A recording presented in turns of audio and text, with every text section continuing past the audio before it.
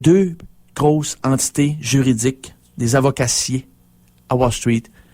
C'est la Sullivan & Cromwell et l'autre, c'est ce que je viens de te dire, la Milbank, Tweed, Hadley & McLeod de Wall Street, en plein cœur de Wall Street. Et je suis allé faire un petit tour, voir ces belles entités-là, il y a 3 semaines, quand je suis allé 4 jours à New York. Et je leur ai dit que j'avais perdu mon stylo à Ground Zero, puis que je voulais tenter une poursuite contre le maire Bloomberg de New York. Correct, là? C'était sérieux, mon affaire. Bon, alors, toujours, tu sais, trêve de plaisanterie. Monsieur Jacob Ezra Merkin est un associé chez cette firme d'avocaciers-là. Et c'est une des 2 plus vieilles firmes d'avocats de Wall Street. Et tu dois comprendre l'ABC des services secrets. Les seules personnes qui peuvent faire partie et être membres des services secrets de la CIA, c'est l'ABC. Des avocats, des banquiers, des comptables. De par leur secret de profession, ils ne sont pas tenus de dire quoi que ce soit. La tombe. Hein? Never say anything. NSA. C'est une autre affaire. Alors, cher auditeur, cher auditrice, tu dois le comprendre. Donc, Monsieur Jacob Ezra Merkin, c'est pas une petite pointure. Il est recruté par Bernard Madoff en 92. Il devient un maker de haut vol pour Bernard Madoff. Et son fonds rabatteur, son feeder fund à Monsieur Merkin s'appelle le Ascot Partner LP. Il est installé à Manhattan et en 2008, il va y avoir dans son compte 1,8 milliard de dollars investi chez Bernard Madoff Investment Securities. Et après ça, on va avoir M. Merkin qui va recruter qui? Ben, il va recruter le prix Nobel de la paix, Elie Wiesel. Il va recruter l'homme d'affaires qui a été pardonné. Il a reçu un pardon présidentiel de M. Bill Clinton juste à la fin de son mandat en 2000, M. Mark Rich.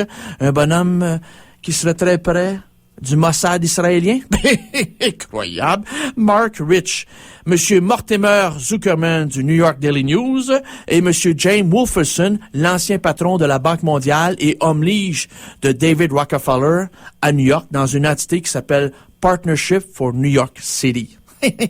C'est la chambre de commerce de New York et des Rockefeller. Bon, c'est un petit monde qui s'est serré. Et pour travail rendu et service rendu, eh bien, Bernard Madoff va verser 30 millions de dollars par année à Monsieur Jacob Ezra Merkin. Ça se prend bien, 30 millions par année pour être rabatteur de gros clients fortunés. Ça se prend bien.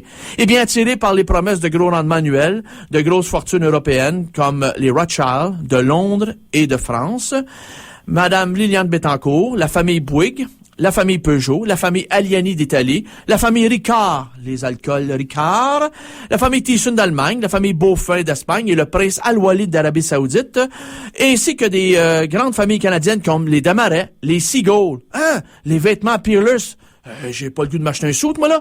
Le clan Bronfman, ainsi que la famille Robinson, et je parle pas de l'ancien joueur de hockey du Canadien, le Big Three, vont tous investir dans Bernard Madoff Investment Securities, appâtés par des rendements tout simplement juteux.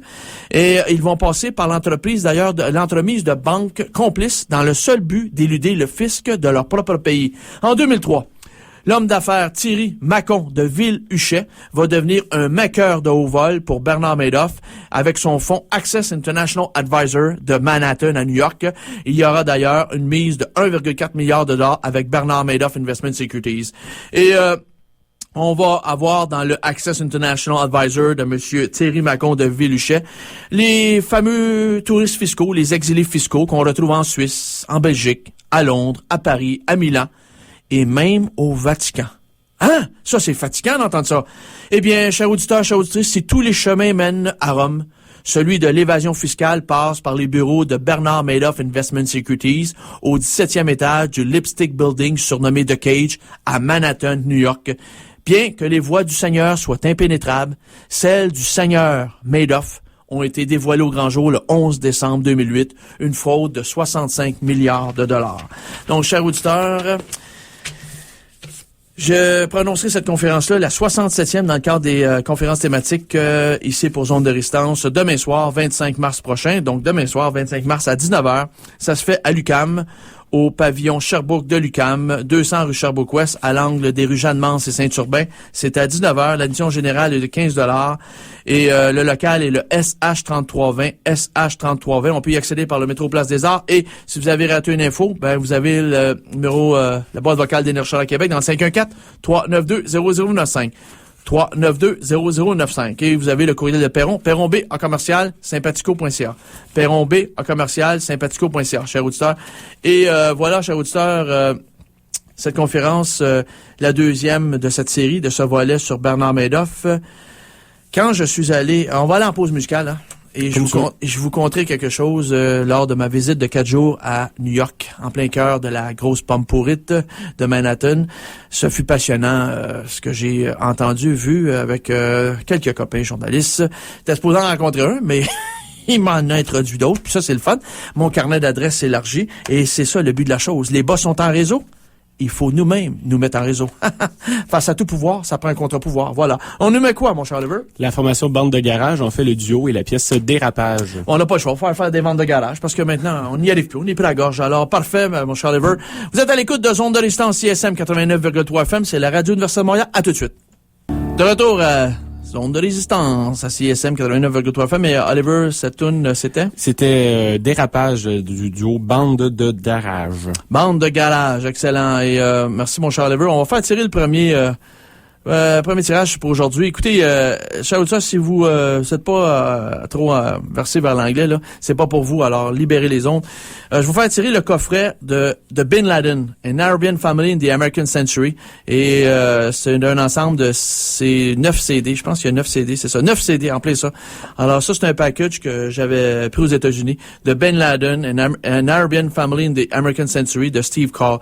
Donc, c'est l'histoire de la famille Ben Laden, justement, dans le siècle américain. Donc, ça, c'est en anglais. Donc, parfait, chose, on fait ça. C'est là qu'elle appelle? Au 514-343-2476, je vais prendre le troisième appel. Le troisième appel, c'est parti, chers auditeurs, et bonne chance à tout le monde pour ce premier tirage. Bon, chers auditeurs, quand j'ai été à New York, il y a 3 semaines, à la fin février, jusqu'au début mars, j'ai pu rencontrer mes contacts et les choses que j'ai comprises de l'arnaque Madoff. Écoutez, j'étais sur la piste, mais je pensais pas que ça avait cette ampleur-là.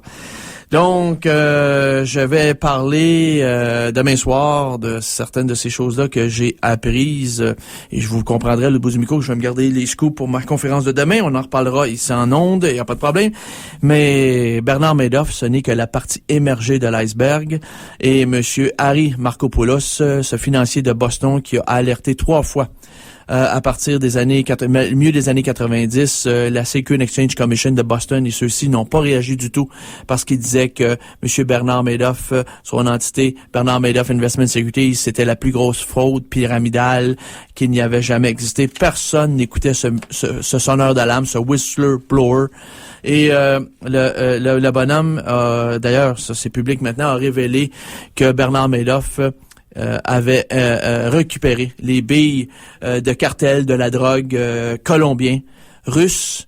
Mais, chers auditeurs, chères auditrices, ça va beaucoup plus large que ça. Il n'y a pas juste les cartels colombiens de la drogue et la mafia venant du froid, la mafia russe. Il y a beaucoup plus que cela. Et, chers auditeurs, Bernard Madoff est totalement investi dans les paradis fiscaux. Je ferai une conférence sur Bernard Madoff Goes Offshore. Je montrerai où il se trouve, dans quel paradis fiscaux et via quel véhicule de placement. Et toutes ces coquilles-là sont des coquilles qui ont permis quoi? Écoutez, ne soyons pas dupes, chers auditeurs, 50% du fric qui se trouve d'un paradis fiscal, c'est de l'argent sale qui vient des trafics interdits internationaux, que ce soit les trafics de drogue, les trafics d'armes, les trafics d'êtres humains, etc. Et dans bien des cas, ce ne sont pas des enfants de cœur qui s'adonnent à ce type de trafic-là, c'est évident. Par contre, cet argent-là doit être recyclé. Il faut absolument qu'on la ramène justement dans l'économie légale et on a besoin d'aspirateurs, de gigantesques aspirateurs. Le Bernard Madoff Investment Fund, c'est un gigantesque aspirateur. Donc, on va recycler tout cet argent-là, mélangeant le propre avec le sale, l'argent propre avec le sale, et on va ramener cet argent-là dans l'économie réelle, dans l'économie légale. Et une fois blanchi, ben les gens vont s'offrir des gros bonus, ils vont s'offrir des gros stock options avec ça, ils vont se péter les bretelles jusqu'à l'infini. Donc, voilà comment le système fonctionne. Donc, Bernard Madoff, ce n'est que la partie émergée de l'iceberg. Vous comprenez pourquoi il devait, la semaine passée,